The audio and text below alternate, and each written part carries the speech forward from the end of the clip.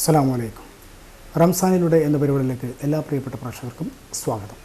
വ്യത്യസ്തമായിട്ടുള്ള എപ്പിസോഡുകൾ, വ്യത്യസ്തമായിട്ടുള്ള അഭിപ്രായങ്ങൾ, അനുഭവങ്ങൾ എല്ലാം നമ്മൾ കേട്ടുകഴിഞ്ഞു. ഇന്ന് നമുക്കൊരു പുതിയ അതിഥിയാണ്. എന്നും നമുക്ക് വ്യത്യസ്തമായ എപ്പിസോഡിൽ വ്യത്യസ്തമായിട്ടുള്ള പുതിയ അതിഥികളാണ്. KNM ജനറൽ സെക്രട്ടറി, അതുപോലെ തന്നെ പ്രഭാഷകൻ, ഗ്രന്ഥകർത്താവ്, അതുപോലെ തന്നെ മുൻ അറബിക് ടീച്ചേഴ്സ് ഫെഡറേഷൻ്റെ സംസ്ഥാന പ്രസിഡന്റ് എന്നീ നിലകളിലെല്ലാം തൻ്റെ സേവനം അനുഷ്ഠിച്ചിട്ടുള്ള നമ്മുടെ പ്രിയപ്പെട്ട സലാഹുദ്ദീൻ മദനിയാണ് നമ്മളോടൊപ്പം ഇന്ന് ഈ എപ്പിസോഡിൽ ചേരുന്നത്. ഏതായാലും നമ്മൾ ഈ പ്രോഗ്രാമിലേക്ക് അദ്ദേഹത്തെ കൂട്ടിക്കൊണ്ടുപോകാം. അസ്സലാമു അലൈക്കും. വഅലൈക്കും അസ്സലാം വറഹ്മത്തുള്ളാഹി വബറകാതുഹു. ഏതായാലും നമ്മുടെ റംസാനിൽ എന്ന പരിപാടിയിലേക്ക് താങ്കൾക്ക് സ്വാഗതം ചെയ്യുകയാണ്. അതുമാത്രമല്ല, താങ്കളുടെ മുഖം കാണുമ്പോൾ തന്നെ ഒരു പ്രസന്നമായൊരു മുഖം വരുന്നുണ്ട്. സത്യത്തിൽ ഇങ്ങനൊരു പ്രസന്നമായ മുഖം താങ്കൾക്കുണ്ടാവുന്നത് ഈ റംസാനിലൂടെ മാത്രമാണോ, അല്ലെങ്കിൽ അല്ലാത്ത സമയത്തും ഒരു പ്രസന്നമായ മുഖമുണ്ടോ? പൊതുവെ പ്രസന്നമായ മുഖമാണ് അൽഹംദുലില്ലാ. റമദാനാവുമ്പോൾ നമ്മൾ കൂടുതൽ പ്രസന്നതയാണല്ലോ വേണ്ടത്. ആ നിലയിൽ ആ പ്രസന്നത അൽഹംദുലില്ലാ മുഖത്തുണ്ട്. എന്തുകൊണ്ടാണ് റമദാൻ ആകുമ്പോൾ കൂടുതൽ പ്രസന്നമാവേണ്ടത് എന്ന് എടുത്തു പറയാൻ കാരണം എന്താണ്?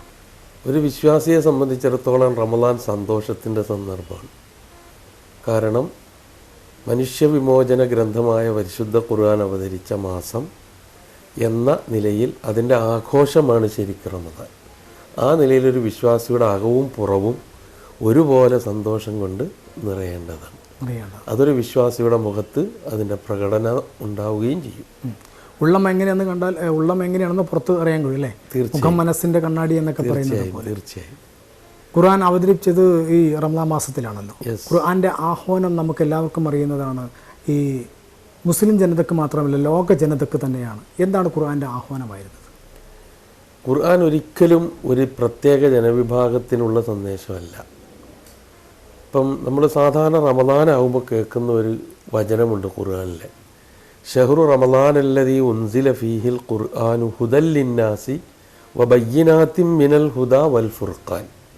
അവിടെ തന്നെ ഉണ്ട് എന്താണ് ഖുർആൻ എന്നുള്ളത്. റമദാൻ മാസമാണ് ഖുർആൻ അവതരിപ്പിക്കപ്പെട്ട മാസം. എന്നിട്ട് എന്തിനാണ് ആ ഖുർആൻ?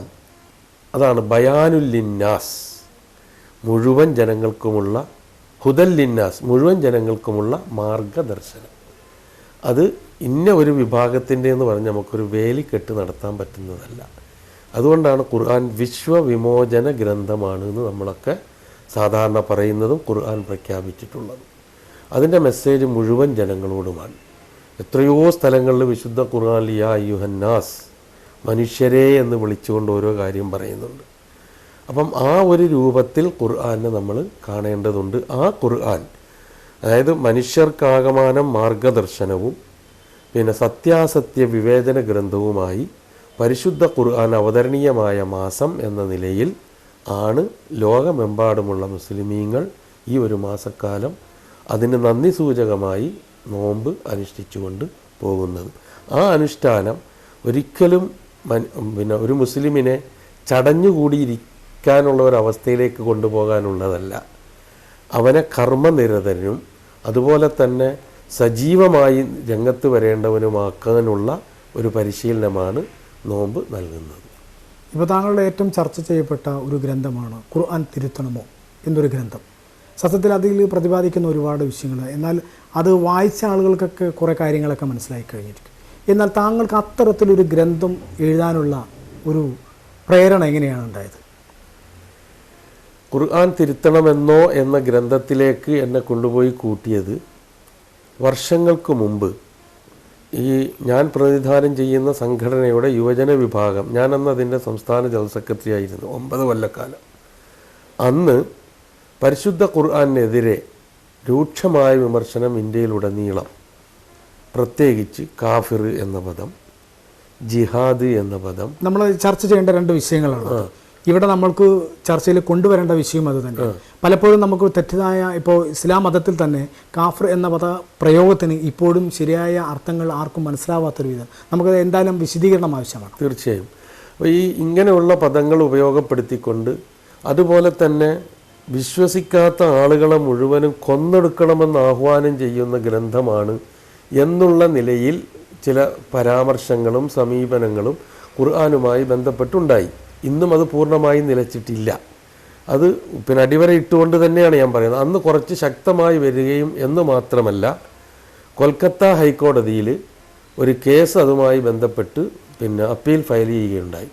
ഒന്നുകിൽ ഖുർആൻ കണ്ടുകെട്ടണം, അല്ലെങ്കിൽ ഖുർആനിലെ ചില വചനങ്ങൾ പിന്നെ ഇവിടുത്തെ മതേതരത്വത്തിനും അതുപോലെ തന്നെ മതസഹിഷ്ണുതയ്ക്കും ഒക്കെ വിരുദ്ധമായിട്ടുള്ള വചനങ്ങളുണ്ട്, അത് തിരുത്തണം, അത് മാറ്റണം എന്നാവശ്യപ്പെട്ടുകൊണ്ട് ഹർജി പോയ സന്ദർഭത്തിലാണ് ഇങ്ങനെ ഒരു ഖുർആൻ തിരുത്തണമെന്നോ എന്ന ലേബിളിൽ അന്നത്തെ യുവജന വിഭാഗമായ ISM ഒരു ക്യാമ്പയിൻ സംഘടിപ്പിച്ചു.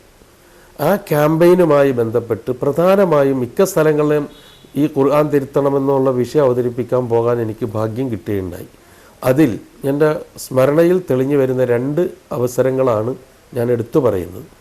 ഒന്ന്, മട്ടാഞ്ചേരിയിൽ അതുമായി ബന്ധപ്പെടുത്തി നമ്മളൊരു സെമിനാർ സംഘടിപ്പിച്ചു.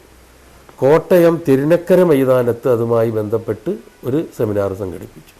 ഈ 2 സെമിനാറുകളിലുമുള്ള സവിശേഷത എന്ന് പറഞ്ഞാൽ, ഖുർആൻ തിരുത്തണമെന്ന് ആവശ്യവാദം ഉന്നയിച്ചുകൊണ്ട് സമൂഹത്തിൽ അതിന് നേതൃത്വം വഹിച്ചുകൊണ്ടിരിക്കുന്ന സംഘടനകളുടെ ഉത്തരവാദപ്പെട്ട നേതാക്കന്മാരെ ഉൾപ്പെടുത്തിക്കൊണ്ടാണ് ഈ സെമിനാറുകൾ സംഘടിപ്പിച്ചത്.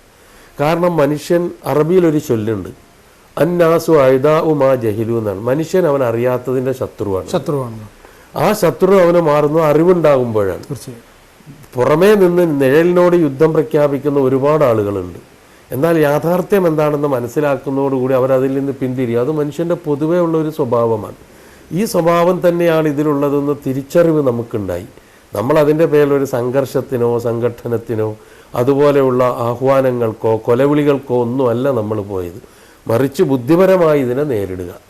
ആ നേരിടലിൻ്റെ ഒരു രൂപമായിരുന്നു ഇത്. അവരെയും കൂടി പങ്കെടുപ്പിച്ചുകൊണ്ട് സെമിനാർ സംഘടിപ്പിച്ചു.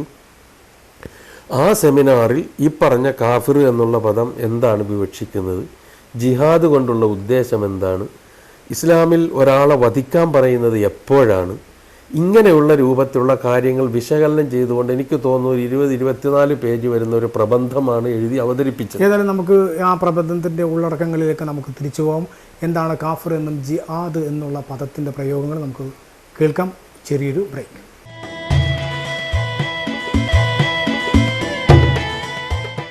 ഇപ്പോൾ ഖുർആൻ തിരുത്തണമെന്ന വാദം ഉന്നയിക്കുന്ന ആളുകൾ കൂടി പങ്കെടുത്ത ഒരു സെമിനാർ ആയതുകൊണ്ട് ഈ വിഷയങ്ങൾ കൃത്യമായി നമ്മൾ പ്രമാണങ്ങളുടെ പിൻബലത്തോടു കൂടി നമുക്ക് അവതരിപ്പിക്കാൻ സാധിച്ചു.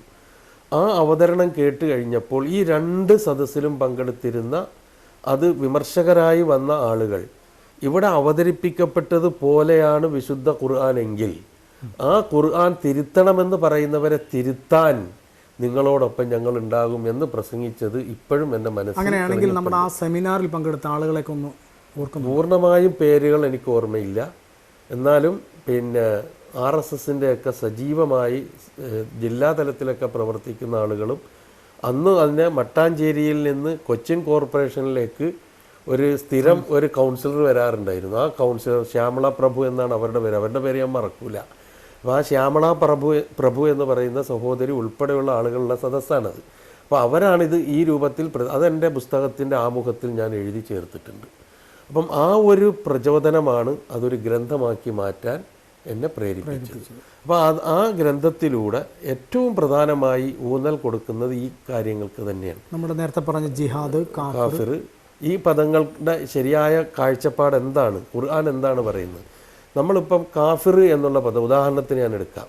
കാഫിർ എന്ന പദം എന്തോ ഒരു ദുഷിച്ച പേരായിട്ട് മറ്റുള്ളവരെ അഥവാ ഈ വിശ്വാസം ഉൾക്കൊള്ളാത്ത എല്ലാ മനുഷ്യരെയും അടക്കി പറയാനുള്ള ഒരു ദുഷിച്ച പേരാണ് എന്നുള്ള കാഴ്ചപ്പാട് സമൂഹത്തിലുണ്ട്. അതിന് ഒരു പരിധിയോളം കാരണം ചില മീഡിയകൾ എന്ന് വെച്ചാൽ എല്ലാ മീഡിയകളും ഞാൻ പറയുന്നത്, ചലച്ചിത്ര മീഡിയകളിലൊക്കെ ചില സംഭാഷണങ്ങളിൽ ഈ അമുസ്ലിമീങ്ങളായ ആൾക്കാരെ സംബോധന ചെയ്യുമ്പോൾ കള്ളക്കാഫിറെ എന്ന് വിളിക്കുന്ന ആ ശൈലിയൊക്കെ വെച്ചുകൊണ്ടായിരിക്കാം പലരും അങ്ങനെ തെറ്റിദ്ധരിച്ചിട്ടുള്ളത്. വിശുദ്ധ കടുത്ത പ്രയോഗമായിട്ട് നമുക്ക് മനസ്സിലാക്കാൻ കഴിയുന്നത്, ഒരു മനുഷ്യനെയും അള്ളാഹു കാഫിറായിട്ട് ജനിപ്പിക്കുന്നില്ല. അതേപോലെ തന്നെ ആരെയും മുഅ്മിനായി ജനിപ്പിക്കുന്നില്ല. ആരെയും കാഫിറായിട്ടും ജനിപ്പിക്കുന്നില്ല, മുഅ്മിനായും ജനിപ്പിക്കുന്നില്ല. ആരെയും മുനാഫിക്കായിട്ടും ജനിപ്പിക്കുന്നില്ല. ഒക്കെ ഞാൻ പറഞ്ഞുതരാം.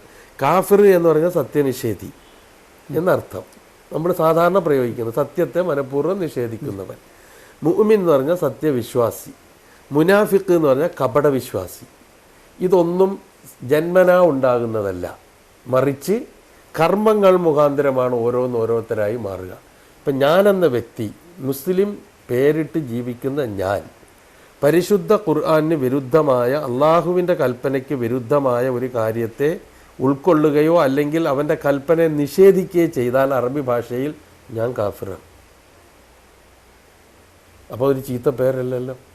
ഒരു കർമ്മം മുഖാന്തരം ഉണ്ടായിത്തീരുന്ന ഒരു അറബി പദമാണ്. അങ്ങനെയാണെങ്കിൽ ഞാൻ ചോദിക്കുന്ന സാഹിബ്, നമ്മുടെ ഈ മുസ്ലിം തന്നെ ഉൾക്കൊള്ളുന്ന ആളുകൾ ആ സത്യം മനസ്സിലാക്കിക്കൊണ്ട് അതിനെ നിഷേധിക്കുന്ന ആളെ നമുക്ക് കാഫിർ എന്ന് വിളിക്കാൻ പറ്റുമോ? കാഫിർ എന്ന് അറബി പറയാൻ പറ്റും. അപ്പോൾ അതൊരു പ്രത്യേക വിഭാഗത്തിൻ്റെ അല്ല. ഖുർആൻ തന്നെ പറയുന്നത് നിങ്ങളെ അള്ളാഹു സൃഷ്ടിച്ചു, ഫമിൻഹും മുഅ്മിൻ ഫമിൻകും മുഅ്മിൻ വമിൻകും കാഫിർ. നിങ്ങളിൽ നിന്ന് തന്നെയാണ് വിശ്വാസികൾ ഉണ്ടാകുന്നത്, നിങ്ങളിൽ നിന്ന് തന്നെയാണ് അവിശ്വാസികൾ ഉണ്ടാകുകയും ചെയ്യുന്നത്. അപ്പം വിശ്വാസവും അവിശ്വാസവും ഓരോ മനുഷ്യൻ്റെയും ആ കർമ്മത്തിനും വിശ്വാസത്തിനും അനുസരിച്ചുണ്ടായി തീർന്ന പരിണിത ഫലമാണ്. കാപട്യമാണെങ്കിൽ അവൻ മുനാഫിക്കാവും എന്നുള്ളതല്ലാതെ ഒരു വിഭാഗത്തെ മുനാഫിക്കായി സൃഷ്ടിച്ച് അവരെ വേറെ മാറ്റി നിർത്തി, ഒരു വിഭാഗത്തെ കാഫിറായി സൃഷ്ടിച്ച് അവരെ വേറെ മാറ്റി നിർത്തി, ഒരു വിഭാഗത്തെ മുഅ്മിനായി സൃഷ്ടിച്ച് അവരെ വേറെ മാറ്റി നിർത്തി എന്നുള്ള കാഴ്ചപ്പാട് ഖുർആനിലില്ല. അപ്പം സത്യത്തെ മനഃപൂർവ്വം നിഷേധിക്കുന്നവൻ എന്നുള്ള അർത്ഥത്തിൽ കാഫിർ എന്നുള്ള പദം വരാറുണ്ട്. അപ്പോൾ ഒരു വിഭാഗത്തെക്കുറിച്ചല്ല. മറ്റൊന്ന് നമ്മൾ മനസ്സിലാക്കേണ്ടത്, അറബിയിൽ പല പദത്തിനും പല അർത്ഥങ്ങളുണ്ടാവും. ഇപ്പം കാഫിർ എന്ന പദത്തിന് വിത്ത് മണ്ണിൽ കുഴിച്ചു മൂടുന്നവൻ എന്നുള്ള അർത്ഥത്തിൽ, മറച്ചു വെക്കുന്നവൻ എന്നുള്ള അർത്ഥത്തിൽ കുഫാർ, ഐജബൽ കുഫാറ നബാത്തുഹു എന്ന് ഖുർആൻ പറയുന്നുണ്ട്. എന്ന് പറഞ്ഞാൽ ഈ സസ്യങ്ങളൊക്കെ മുളപ്പിച്ച് കൃഷിക്കാരെ കുറിച്ച് പറയുന്നതാണ്. മഴ പെയ്തു, മഴ വർഷിച്ചു, വെള്ളം വന്നു, ഭൂമിയിൽ നിന്ന് സസ്യലതാദികൾ മുളച്ചു വന്നു. അപ്പോൾ ഇങ്ങനെ വരണ്ട ഭൂമിയിലേക്ക് വെള്ളം വീണ് സസ്യലതാദികൾ മുളച്ച് പച്ച പിടിച്ച് താൻ കുഴിച്ചിട്ട കൃഷി സാധനങ്ങൾ വളർന്ന് ഇങ്ങനെ നിൽക്കുന്ന കാണുമ്പോൾ അഇജബൽ കുഫാറ നബാത്തുഹുന, അവിടെ കർഷകർ ആ സസ്യങ്ങളെ കണ്ട് അന്തം വിട്ടുപോകുന്നു എന്ന് ഖുർആൻ പറഞ്ഞു. അവിടെ പ്രയോഗിച്ച പദം കുഫാറാണ്. അവിടെ ഒരിക്കലും ഈ പറഞ്ഞ മാതിരിയുള്ള കാഫിരീങ്ങൾ അത്ഭുതപ്പെട്ടു എന്ന് അർത്ഥം പറയാൻ നമുക്ക് പറ്റില്ല. അപ്പോൾ അവിടുത്തെ അർത്ഥം എന്താണ്? കർഷകർ എന്നാണ്. അപ്പം കർഷകർ കാഫിറുകൾ നരകത്തിലാണെന്ന് പറഞ്ഞാൽ കർഷകർ നരകത്തിലാണെന്ന് നമുക്ക് പറയാൻ കഴിയുമോ? ഒരിക്കലും കഴിയില്ല. തന്നെയുമല്ല, ഈ കർഷകരെന്ന് പറയുന്ന കൂട്ടത്തിൽ മുസ്ലിമീൻ കർഷകരില്ലേ? തീർച്ചയായിട്ടും ഉണ്ട്. മുഅ്മിൻ കർഷകരില്ലേ? ഉണ്ട്. എല്ലാ വിഭാഗത്തിലുള്ള. അപ്പം അതല്ല അതിൻ്റെ അർത്ഥം നമ്മൾ മനസ്സിലാക്കുക. ഓരോ മനുഷ്യനും അവൻ്റെ വിശ്വാസത്തിൻ്റെയും കർമ്മത്തിൻ്റെയും അടിസ്ഥാനത്തിൽ ഉരുത്തിരിഞ്ഞു വരുന്ന പരിണിത ഫലമാണ് ഈ പറയുന്ന സത്യനിഷേധം, വിശ്വാസം, കപടവിശ്വാസം. ഇതാണ് ഖുർആൻ അതിനെക്കുറിച്ച് വ്യക്തമാക്കി പറയുന്നത്. അത് കൃത്യമായ ഒരാൾ മനസ്സിലാക്കി കഴിഞ്ഞാൽ പിന്നെ ഞങ്ങളെക്കുറിച്ചല്ല അത് പറയുന്നതെന്ന് തീർച്ചയായും അവർക്ക് മനസ്സിലാക്കാൻ ഒരു പ്രയാസം ഉണ്ടാകേണ്ടതില്ല. അങ്ങനെ മനസ്സിലാക്കാനുള്ള വഴി, ഇപ്പം ഞാൻ പലപ്പോഴും പല ചാനലുകളിലും ചോദ്യോത്തരത്തിൽ ഇത് എനിക്ക് ഒരുപാട് വരുന്ന ഒരു വിഷയം, ഈ കാഫിറിനെ കുറിച്ചുള്ള ചോദ്യം പല ഞാൻ അതുമായി ബന്ധപ്പെട്ട് അതിൻ്റെ വിശദീകരണം ഞാൻ നൽകിയിട്ടുള്ള. കാരണം അത് നമ്മുടെ ഒരു ബാധ്യതയാണ്. കാരണം സമൂഹം തെറ്റിദ്ധരിക്കുന്നു. ഖുർആൻ എന്ന് പറഞ്ഞാൽ കാഫിറിനെ കൊല്ലാൻ കൽപ്പിക്കുന്ന ഗ്രന്ഥമാണ്. വിശ്വാസികളെന്ന് പറഞ്ഞാൽ കാഫിറിനെ കാണുന്നിടത്ത് വെച്ചാൽ കൊല്ലാൻ വേണ്ടി ഏത് ഭാഗം ഉദ്ധരിച്ചുകൊണ്ടാണ് അവർക്ക് അങ്ങനെ ഒരു തെറ്റിദ്ധാരണ വരുന്നത്? അങ്ങനെ ഒരു തെറ്റിദ്ധാരണ വരാൻ കാരണം ഞാൻ പറയാം. ഇപ്പം യുദ്ധരംഗം, മതങ്ങളുടെ ചരിത്രങ്ങളിലൊക്കെ യുദ്ധമുണ്ട്. യുദ്ധം ഇല്ലാത്ത മതങ്ങളില്ല. എല്ലാ മതങ്ങളിലും ഉണ്ട്. അത് നമ്മൾക്ക് ചരിത്ര വസ്തുതയാണ്, നിഷേധിച്ചിട്ട് കാര്യമില്ല. യുദ്ധം ഇസ്ലാമിലും ഉണ്ടായിട്ടുണ്ട്. പക്ഷേ ഇസ്ലാമിലെ യുദ്ധത്തെക്കുറിച്ച് നമ്മൾ തിരിച്ചറിയേണ്ട ഒരു കാര്യം, പലപ്പോഴും ഇസ്ലാം വെട്ടിപ്പിടിക്കാൻ വേണ്ടി യുദ്ധം ചെയ്തു എന്നുള്ള ഒരു വികലമായ കാഴ്ചപ്പാടുണ്ട്. അത് തിരുത്തപ്പെടേണ്ടതാണ്. കാരണം ഇസ്ലാം പലപ്പോഴും യുദ്ധത്തിന് ഒരുമ്പെട്ടത് തന്നെ പ്രതിരോധത്തിന് വേണ്ടിയാണ്. അപ്പം ഞാൻ അതിലേക്കല്ല ഞാൻ പോകുന്നത്. മറിച്ച് യുദ്ധമുണ്ടാകുമ്പോൾ സ്വാഭാവികമായിട്ടും ആയുധങ്ങളെടുക്കും. ആ യുദ്ധവുമായി ബന്ധപ്പെട്ട കാര്യങ്ങൾ പരാമർശിക്കുന്നതിനിടയിൽ അവരെ നിങ്ങൾ എവിടെ വെച്ച് കാണുന്നു അവിടെ വെച്ച് നിങ്ങൾ കൊന്നേക്കുക എന്ന് പറയുന്ന വചനമുണ്ട്. യുദ്ധക്കളമാണത്. അല്ലാതെ ഇപ്പോൾ നമ്മൾ റോഡിലൂടെ ഇങ്ങനെ നടന്നു പോകുന്നു, എൻ്റെ കയ്യിലൊരു ആയുധമുണ്ട്, ഞാനൊരു മുസ്ലിമാണ്, ഞാനൊരു മുസ്ലിമായ സുഹൃത്തിനെ കണ്ടു, ഞാൻ അങ്ങോട്ട് കൊല്ലുക. ഇത് മതമല്ല. മതം പഠിപ്പിക്കുന്ന ഒരു തത്വസംഹിതയല്ല. യുദ്ധക്കളത്തിൽ പരസ്പരം ഏറ്റുമുട്ടുമ്പോൾ കൊല്ലുകയും കൊല്ലപ്പെടുകയും ചെയ്യുന്ന അവസ്ഥയുണ്ട്. അവിടെ തെറ്റിദ്ധരിക്കപ്പെടുന്നത് ഈ ഒരു പ്രയോഗമായതുകൊണ്ടാണ്. വഖാതിലുൽ മുശ്രിക്കീന കാഫത്തൻ കമാ യുഖാതിലൂനകും കാഫ എന്ന് പറഞ്ഞാൽ ബഹുദൈവ വിശ്വാസികളോട് നിങ്ങൾ പോരാടുക, അല്ലെങ്കിൽ അവരെ നിങ്ങൾ വധിക്കുക, നിങ്ങളെ മൊത്തം അവർ വധിച്ചതുപോലെ. അപ്പം ഇങ്ങോട്ട് ചെയ്യുന്നത് യുദ്ധക്കളമാണ്, പൂർണ്ണമായും യുദ്ധക്കളമാണ്, അല്ലാതെ വേറൊന്നുമല്ല. യുദ്ധക്കളത്തിൽ താരാട്ടുപാട്ട് ഏതായാലും ഉണ്ടാവില്ല. ആയുധം എടുത്ത് അടരാടലേ ഉണ്ടാവുള്ളൂ. അങ്ങനെ അടരാടുന്ന സന്ദർഭങ്ങളിൽ പറഞ്ഞിട്ടുള്ള നിയമങ്ങളെ സന്ദർഭങ്ങളിൽ നിന്ന് അടർത്തിയെടുത്തിട്ട് അത് പൊതുവായ ധാരയിൽ പ്രയോഗിക്കുന്ന അവസ്ഥയിലേക്ക് വരുമ്പോഴാണ് ഈ പറയുന്ന തെറ്റായ കാഴ്ചപ്പാടുണ്ടാകും. അതുകൊണ്ട് അത് തിരുത്തപ്പെടേണ്ട കാഴ്ചപ്പാടാണ്. ഇപ്പോൾ കാഫിർ എന്ന് പറയുന്ന ഒരു പ്രത്യേക വിഭാഗത്തെ അള്ളാഹു സൃഷ്ടിച്ച് വെച്ചിട്ട് അവരെ കൊന്നൊടുക്കാൻ വേണ്ടി വിശ്വാസികളെന്ന് പറയുന്ന വേറൊരു വിഭാഗത്തെ സൃഷ്ടിച്ച് ഉത്തരവാദിത്വം ഏൽപ്പിച്ചിട്ടുണ്ട് എന്ന് ഖുർആൻ എവിടെയും പറയുന്നില്ല. അതാണ് കൃത്യമായി എനിക്ക് പറയാനുള്ള കാര്യം. അപ്പം ഇതാണ് അതിൻ്റെ പ്രയോഗ രൂപങ്ങൾ. അത് കൃത്യമായി ഞാൻ എൻ്റെ പുസ്തകത്തിൽ പരാമർശിച്ചിട്ടുണ്ട്, തെളിവുകൾ വെച്ചുകൊണ്ട് തന്നെ. അതാണ് ആ പുസ്തകം ഏറ്റവും കൂടുതൽ ചർച്ച ചെയ്യപ്പെടുന്ന ഒരു അവസ്ഥയിലേക്ക് എത്താൻ വഴിയൊരുക്കിയതും എന്ന് സൂചിപ്പിക്കുകയാണ്. ഏതായാലും നമുക്കൊരു ഇടവേളയ്ക്ക് ശേഷം നമ്മുടെ ചർച്ച തുടരാം. ഇടവേളയ്ക്ക് ശേഷം നമ്മൾ വീണ്ടും തിരിച്ചു വന്നിരിക്കുന്ന ചർച്ചയിലൂടെ നമുക്ക് മുന്നോട്ട് പോകാം. നമ്മൾ നേരത്തെ പറഞ്ഞ ഒരു സെമിനാറിൻ്റെ കാര്യം പറഞ്ഞിരുന്നു. ഈ സെമിനാറിൽ ഒരുപാട് പേര് പങ്കെടുത്തു എന്ന് പറഞ്ഞു. അതിനുശേഷം താങ്കൾ അതിനു മുമ്പ് പറഞ്ഞ ഒരു പ്രയോഗമുണ്ടായിരുന്നു, ഖുർആൻ തിരുത്തേണ്ടവർ എന്ന് പറഞ്ഞവരെ അവരെയാണ് തിരുത്തേണ്ടത് എന്നാണ് ഈ സെമിനാറുകളുടെ ലാസ്റ്റ് എൻഡിങ്ങിലേക്ക് താങ്കൾക്ക് എത്തിയത്. പിന്നീട് എന്ത് സംഭവിച്ചു? പിന്നീട് അത് പുസ്തകമായി വന്നു. ഒരുപാട് ചർച്ചകൾ അതുമായി ബന്ധപ്പെട്ട് നടന്നു. ഇപ്പോഴും ഈ വാക്കും കൊണ്ടുള്ള ചർച്ചകൾ സമൂഹത്തിൽ നടന്നുകൊണ്ട്, പക്ഷേ മുമ്പത്തേക്കാൾ അത്ര ശക്തമായി ആ ഒരു തെറ്റിദ്ധാരണയോടുകൂടി ഉള്ള സമീപനം കുറഞ്ഞു വരുന്നുണ്ട് എന്നുള്ളതാണ് എൻ്റെ വിലയിരുത്തൽ. കാരണം എൻ്റെ പുസ്തകം കൊണ്ടല്ല, സമൂഹത്തിൽ നടക്കുന്ന ബോധവൽക്കരണം കൊണ്ട്. ആ ബോധവൽക്കരണമാണ് സത്യത്തിൽ വേണ്ടത്. ഇനി യുദ്ധത്തെക്കുറിച്ച് പറഞ്ഞിടത്ത് ഒരു വാചകം കൂടി എനിക്ക് പറയാനുണ്ട്. കാരണം യുദ്ധത്തിന് നേതൃത്വം നൽകുകയും മാതൃക കാണിക്കുകയും ചെയ്തത് നബി സല്ലല്ലാഹു അലൈഹി വസല്ലമയാണ്. നബി സല്ലല്ലാഹു അലൈഹി വസല്ലമ പങ്കെടുത്ത യുദ്ധങ്ങളുടെ എണ്ണവും അതിൽ മരിച്ചു വീണ ആൾക്കാരുടെ എണ്ണവും നമ്മൾ പരിശോധിച്ച് നോക്കിയാൽ യുദ്ധം എന്തായിരുന്നു നമുക്ക് മനസ്സിലാക്കാൻ സാധിക്കും. ആധുനിക യുഗത്തിൽ ഇന്ന് നടക്കുന്ന യുദ്ധങ്ങളെന്ന് പറഞ്ഞാൽ എവിടെങ്കിലും ഇരുന്ന് ഒരു ബട്ടൺ അമർത്തുമ്പോഴേക്ക് ലോകത്തിൻ്റെ ഏതെങ്കിലും മൂലയിൽ ഒരുപാട് നിരപരാധികൾ കൊന്നൊടുക്കുന്ന അവസ്ഥയാണ്. റസൂൽ സല്ലല്ലാഹു അലൈഹി വസല്ലമ വളരെ കൃത്യമായി നിർദ്ദേശിച്ച ഒരു കാര്യം, ഇങ്ങോട്ട് പോരാടുന്നവരോടല്ലാതെ പോരാട്ടം പാടില്ല. സ്ത്രീകളെ ഉപദ്രവിക്കാൻ പാടില്ല, കുട്ടികളെ ഉപദ്രവിക്കാൻ പാടില്ല, മഠങ്ങൾ തകർക്കാൻ പാടില്ല. സന്യാസി മഠങ്ങൾ എന്ന് പറയുമ്പോൾ എല്ലാ സന്യാസി മഠങ്ങൾ, മറ്റുള്ളവരുടെ ആരാധനാലയങ്ങൾ തകർക്കാൻ പാടില്ല അകാരണമായി. എന്ന് വെച്ചാൽ പ്രവാചകന്റെ വചനമാണ്, നിർദ്ദേശമാണ്. ഫലം കായ്ക്കുന്ന വൃക്ഷങ്ങൾ മുറിച്ചു കളയരുത്.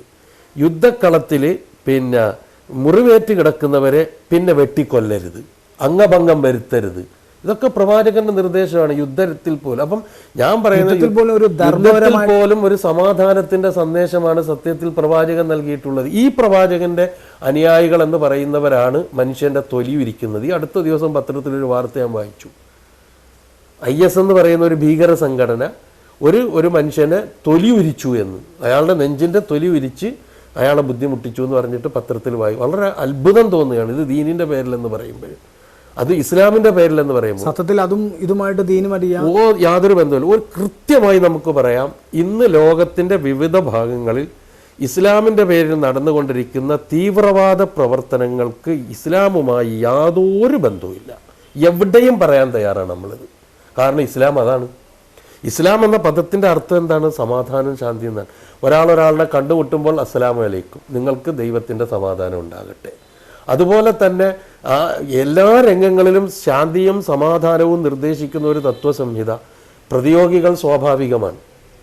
ആ പ്രതിയോഗികളെ പ്രതികരിക്കേണ്ടതും നിലനിർത്തേണ്ടതും ആയുധങ്ങൾ എടുത്തുകൊണ്ടല്ല, ആശയം കൊണ്ടാകണം.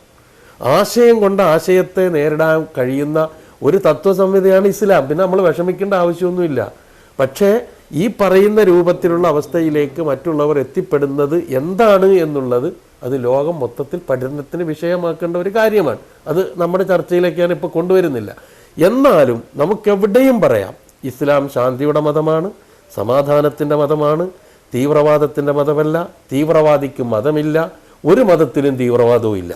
ഇതാണ് ഇസ്ലാമിൻ്റെ വ്യക്തമായ കാഴ്ചപ്പാട്. ഏത് മതമാണ് തീവ്രവാദം പഠിപ്പിക്കുന്നത്? ഒരു മതവും ഇല്ല. ലോക സമസ്ത സുഖിനോ ഭവന്തു, ഹൈന്ദവ ദർശനം. സമസ്ത ലോകത്തിനും സുഖം ഭവിക്കട്ടെ എന്ന് ആശ്ലേഷിക്കുന്ന ഒരു തത്വസംഹിതയിൽ എങ്ങനെയാ തീവ്രവാദവും ഭീകരവാദവും ഉണ്ടാകാൻ പാടില്ല. നിന്നെപ്പോലെ നിന്റെ അയൽക്കാരനെ സ്നേഹിക്കുക, യേശു ക്രിസ്തുവിൻ്റെ സന്ദേശം. അതിൻ്റെ അനുയായികൾക്ക് എങ്ങനെയാ തീവ്രവാദിയാകാൻ കഴിയുക? മനുഷ്യരെ നിങ്ങളൊരാണിൽ നിന്നും ഒരു പെണ്ണിൽ നിന്നും സൃഷ്ടിച്ചിരിക്കുന്നു. നിങ്ങളുടെ രക്ഷിതാവ് ഒന്നാണ്, നിങ്ങളുടെ ഉപ്പ ഒന്നാണ്. നിങ്ങളെല്ലാവരും ആദമിൽ നിന്നാണ്, ആദം മണ്ണിൽ നിന്നാണ്. കറുത്തവന് വെളുത്തവനേക്കാളോ വെളുത്തവന് കറുത്തവനേക്കാളോ യാതൊരു ശ്രേഷ്ഠതയുമില്ല ധർമ്മനിഷ്ഠയുടെ അടിസ്ഥാനത്തിലല്ലാതെ എന്ന് പഠിപ്പിച്ച പ്രവാചകൻ അനുയായികൾക്ക് എങ്ങനെയാണ് തീവ്രവാദികളാകാൻ കഴിയുക? തന്നെയുമല്ല, മതസഹിഷ്ണുത എന്ന് പറയുന്നത് ഇസ്ലാമിൻ്റെ മുഖമുദ്രയാണ്. മതവിശ്വാസം ഒരാളുടെ പേരിലും അടിച്ചേൽപ്പിക്കാൻ പാടില്ല. ഇതിന് വിരുദ്ധമായിട്ടൊക്കെ എന്തെങ്കിലും ചെയ്തുകൊണ്ട് അവിടത്തേക്കാണ് ഈ കാഫിറും ജിഹാദും ഒക്കെ വലിച്ചുകൊണ്ട് വരുന്നത്. അതാണ് നമ്മൾ മനസ്സിലാക്കേണ്ട കാര്യം. ജിഹാദ് എന്ന് പറഞ്ഞാൽ എന്താ? അള്ളാഹുവിൻ്റെ മതത്തിൻ്റെ നിലനിൽപ്പിനും വളർച്ചയ്ക്കും വേണ്ടി ഒരു മനുഷ്യൻ ചെയ്യുന്ന എല്ലാ കഴിവുകളും പരിശ്രമങ്ങളുമാണ് ജിഹാദ്. അങ്ങനെയാണെങ്കിൽ ഒരാൾ ആദ്യം ചെയ്യേണ്ട ജിഹാദ് എവിടെയാണ്? സ്വന്തത്തോട്, സ്വന്തം ശരീരത്തോട്. റമളാനുമായി ബന്ധിപ്പിക്കുമ്പോൾ അതാണ് ഏറ്റവും കൂടുതൽ മനസ്സിലാക്കാനുള്ള കാര്യം. ഒരു മനുഷ്യൻ ഏറ്റവും കൂടുതൽ ജിഹാദിന് ബന്ധപ്പെടുന്നത് അവൻ്റെ സ്വന്തം ശരീരത്തോടാണ്. എനിക്ക് വേറൊരാളിനെ കൊല്ലാൻ കഴിയും, അല്ലെങ്കിൽ കൊല്ലിക്കാൻ കഴിയും, അതെനിക്ക് സാധിച്ചു എന്നത്. പക്ഷേ എന്നെ നിയന്ത്രിക്കാൻ എനിക്ക് കഴിഞ്ഞെന്ന് വരില്ല. അവിടെയാണ് ആ ജിഹാദാണ് ഏറ്റവും പ്രധാനപ്പെട്ട ജിഹാദ്. നബി സല്ലല്ലാഹു അലൈഹി വസല്ലം പറഞ്ഞു, അൽ മുജാഹിദു മൻ യുജാഹിദു നഫ്സഹു എന്നാണ്. മുജാഹിദ് എന്ന് പറയുന്നത് സ്വന്തം ശരീരത്തോട് ധർമ്മസമരം നടത്തുന്നവനാണ് എന്നാണ്. അപ്പോൾ ജിഹാദ് എന്നുള്ള വാക്ക് എപ്പോഴെങ്കിലും ആയുധമെടുത്ത് അടരാടുന്നതിന് ഖുർആൻ എവിടെയെങ്കിലും ഉപയോഗിച്ചിട്ടുണ്ട്? തന്നെയല്ല. നമ്മൾ ഖുർആൻ ഒന്ന് പരിശോധിച്ച് നോക്കിയാൽ നിങ്ങളുടെ സമ്പത്ത് കൊണ്ടും ധനം ശരീരം കൊണ്ടും നിങ്ങൾ അള്ളാഹുവിൻ്റെ മാർഗത്തിൽ ജിഹാദ് ചെയ്യുക എന്ന് പറയുന്ന അനവധി വചനങ്ങളുണ്ട്. അവിടൊക്കെ സമ്പത്ത് ആദ്യവും ശരീരം രണ്ടാമതുമാണ്. ഒരൊറ്റ സ്ഥലത്ത് മാത്രമേ ശരീരം മുന്തിച്ചിട്ട് അള്ളാഹു പറഞ്ഞിട്ടുണ്ട്, അത് യുദ്ധക്കളമാണ്. ഇന്നല്ലാഹ മിനൽ മുഅ്മിനീന അൻഫുസഹും ഇന്നല്ലാഹ ഇശ്തറാ മിനൽ മുഅ്മിനീന അൻഫുസഹും വ അംവാലഹും ബിഅന്ന ലഹുമുൽ ജന്ന. അള്ളാഹുവിന് വേണ്ടി സ്വന്തം ശരീരവും ധനവും പിന്നെ കച്ചവടം നടത്തിയ ആളുകൾക്ക് ഉന്നതമായ സ്വർഗമുണ്ട് എന്ന് പറയുന്നത് യുദ്ധക്കളവുമായി ബന്ധപ്പെട്ടതാണ്. അപ്പോൾ എന്താ കാര്യം കൃത്യമായില്ലേ സംഗതി? ജിഹാദ് എന്ന് പറഞ്ഞാൽ ഖുർആൻ കൊണ്ട് ജിഹാദ് പറയുന്നുണ്ട്. വജാഹിദുഹും ബിഹി ജിഹാദൻ ഗബീറ. ഖുർആൻ കൊണ്ട് നിങ്ങൾ വലിയ ജിഹാദ് ചെയ്യാനാണ് പറഞ്ഞത്. എന്താണ് ഖുർആൻ കൊണ്ട് വലിയ ജിഹാദ്? അതിൻ്റെ ആശയങ്ങൾ പ്രചരിപ്പിക്കുക, അത് മനുഷ്യർക്ക് പഠിപ്പിച്ചു കൊടുക്കുക, അവരുടെ തെറ്റിദ്ധാരണകൾ അകറ്റുക, ഇസ്ലാമിക ദഅവത്ത് നടത്തുക. ഇതാണ് ഖുർആൻ കൊണ്ടുള്ള ജിഹാദ്. അല്ലാതെ ഖുർആൻ കൊണ്ട് ആരെയും കൊല്ലാൻ കഴിയൂല. ഖുർആൻ കൊല്ലാനും പറയുന്നില്ല. മതം വിശ്വസിക്കാത്തതിൻ്റെ പേരിൽ മതവിശ്വാസം ആരുടെ പേരിൽ അടിച്ചേൽപ്പിക്കാനും പാടില്ല. ഖുർആൻ കൃത്യമായി ലാ ഇക്റാഹ ഫിദ്ദീൻ, അത് പ്രവാചകന്റെ വാക്ക് ലക്കും ദീനിക്കും, അത് ഖുർആന്റെ വചനം തന്നെ. ലക്കും ദീനുക്കും വലിയ ദീൻ, സൂറത്തുൽ കാഫിറൂന്റെ അവസാനമാണ്. നിങ്ങൾക്ക് നിങ്ങളുടെ മതം, എനിക്ക് എൻ്റെ മതം. ലാ ഇക്റാഹ ഫിദ്ദീൻ, മതത്തിൽ ബലാത്കാരമില്ല. ഇതാണ് ഇസ്ലാമിൻ്റെ സന്ദേശം. ഒരിക്കലും അത് തീവ്രവാദത്തിന് അനുകൂലമായ സന്ദേശമല്ല, ഒരു മെസ്സേജും ആ നിലയിൽ നൽകുന്നുമില്ല. അതിൻ്റെ പേരിൽ ഇന്ന് ലോകത്ത് നടക്കുന്ന വിക്രിയകളൊന്നും ഇസ്ലാമുമായി യോജിക്കുന്നതുമല്ല. അപ്പം ഏറ്റവും വലിയ ജിഹാദ് നടക്കുന്ന ഒരു കാലഘട്ടമാണ് റമളാൻ. സ്വന്തം ശരീരത്തോടുള്ള ജിഹാദാണ് നമ്മൾ ഈ ചെയ്യുന്നത്. കാരണം ഇപ്പം നമുക്ക് നോമ്പാണ്. തീർച്ചയായും നമ്മുടെ മുമ്പിൽ വെള്ളം ഇരിക്കുന്നുണ്ടാകാം, അല്ലെങ്കിൽ വീട്ടിലെ ഫ്രിഡ്ജിൽ ഫുഡ് ഇരിക്കുന്നുണ്ട്, അല്ലെങ്കിൽ ഹോട്ടലിലേക്ക് ഇറങ്ങിയാൽ ഫുഡ് കിട്ടും. പക്ഷേ നമ്മൾ അതിലേക്ക് അടുക്കുന്നില്ല. എന്താ? ഞാൻ എന്നെ നിയന്ത്രിക്കാൻ. അതുപോലെ എനിക്കൊരാളിനോട് ചണ്ട കൂടണം, ഒരാളിനെ ഉപദ്രവിക്കണമെന്ന് എനിക്ക് തോന്നുന്നു, ഞാൻ ചെയ്യുന്നില്ല. കാരണം എന്താ? എനിക്ക് നോമ്പാണ്. അത്രത്തോളം പറഞ്ഞല്ലോ നബി സല്ലല്ലാഹു അലൈഹി വസല്ലമ.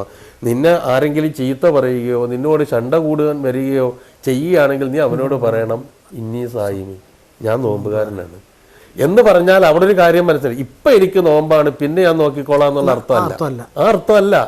എന്ന് പറഞ്ഞാൽ ഞാൻ നോമ്പുകാരനാണ്, ഞാൻ എന്നെ നിയന്ത്രിക്കുന്നു. ഈ നിയന്ത്രണം എൻ്റെ ജീവിതത്തിൽ ഉടനീളം വേണം. അപ്പോഴേ എൻ്റെ നോമ്പ് എന്നിൽ എഫക്റ്റ് ചെയ്യുള്ളൂ. അല്ലെങ്കിൽ നമ്മൾ സാധാരണ പറയുന്നത് ഇപ്പം എനിക്ക് നോമ്പാ, എനിക്കിന് മറുപടി പറയാൻ അറിയാഞ്ഞിട്ടല്ല, അല്ലെങ്കിൽ നീ ചെയ്തതുപോലെ പകരം ചെയ്യാനറിയാൻ, ഒന്നുകിൽ നോമ്പ് തുറക്കട്ടെ അല്ലെങ്കിൽ നോമ്പ് കഴിയട്ടെ. ആ ശൈലി അല്ല ആ ഉദ്ദേശിച്ചത്.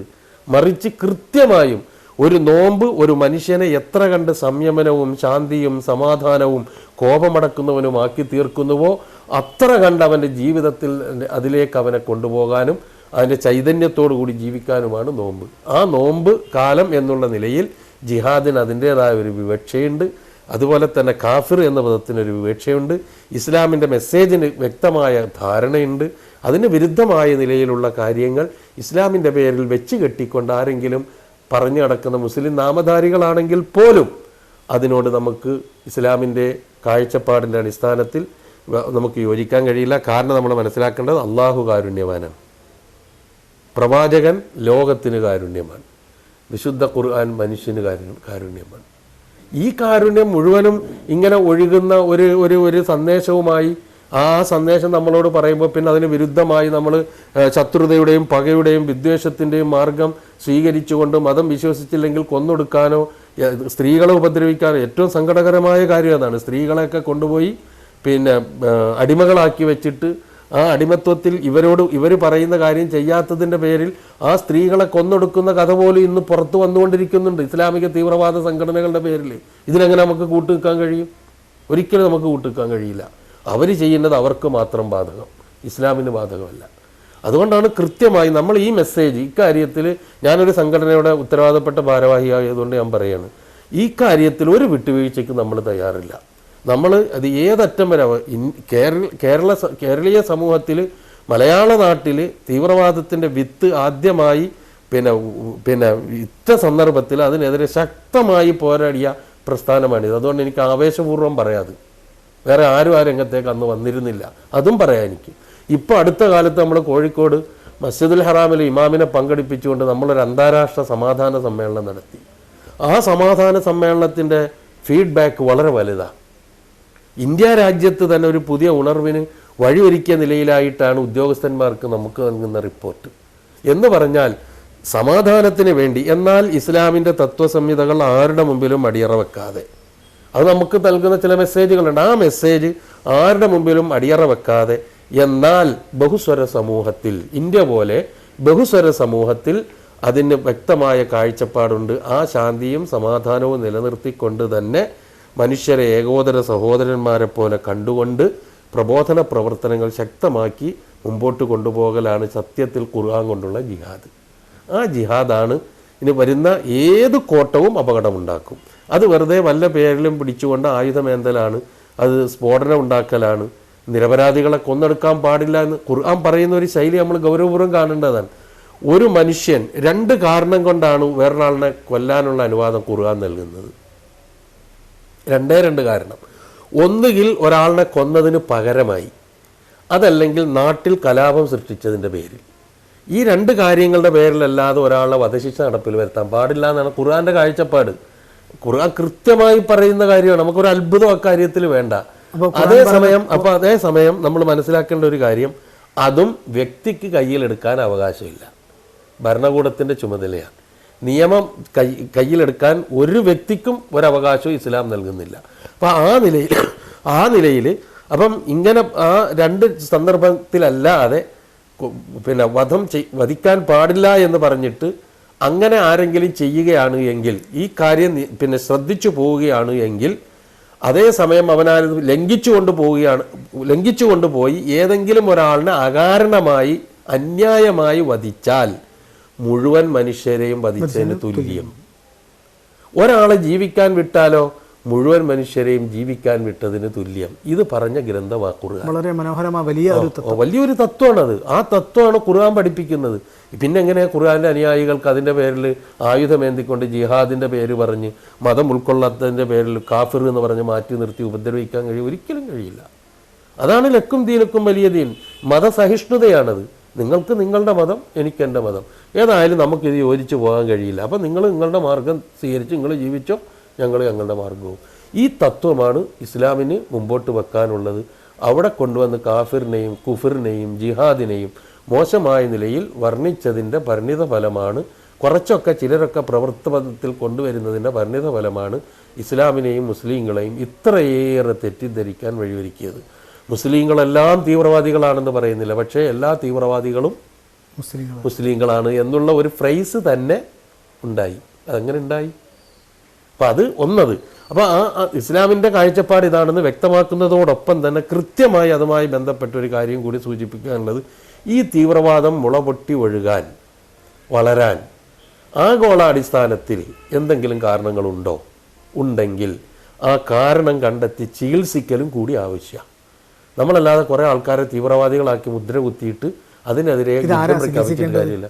ലോകാടിസ്ഥാനത്തിൽ എല്ലാ രാജ്യങ്ങളിലും അത് വേണമെന്ന് ഞാൻ പറയുന്നത്. ഇപ്പം തന്നെ നിരപരാധികളായ ചെറുപ്പക്കാരെ ജയിലിൽ കൊണ്ടുപോയിട്ടിട്ട് വിചാരണ പോലും നടത്താതെ എത്രയോ ജയിലുകളിൽ ചെറുപ്പക്കാർ കിടക്കുന്നു. അവർ തീവ്രവാദികളായില്ലെങ്കിലല്ലേ അത്ഭുതമുള്ളൂ. അതുണ്ടാകാൻ പാടില്ല എന്നാണ് ഞാൻ പറഞ്ഞതിൻ്റെ അർത്ഥം. അത് നമ്മുടെ രാജ്യത്താണെങ്കിലും ശരി, അമേരിക്കയിലാണെങ്കിലും ശരി.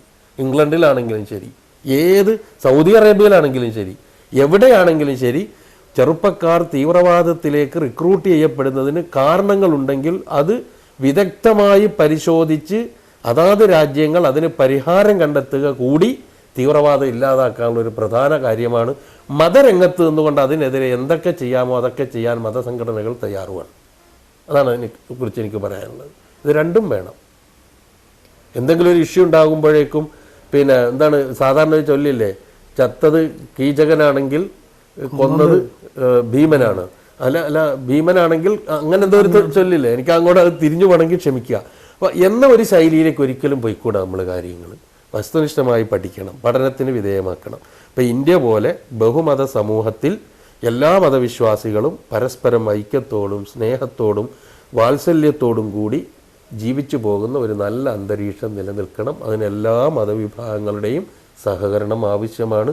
ഇസ്ലാമിൻ്റെ ഭാഗത്ത് നിന്ന് എന്ത് ചെയ്യാനുണ്ടോ അത് ചെയ്യാൻ നമ്മളൊക്കെ എപ്പോഴും തയ്യാറായിരിക്കും ഇൻഷാ അല്ലാഹ്.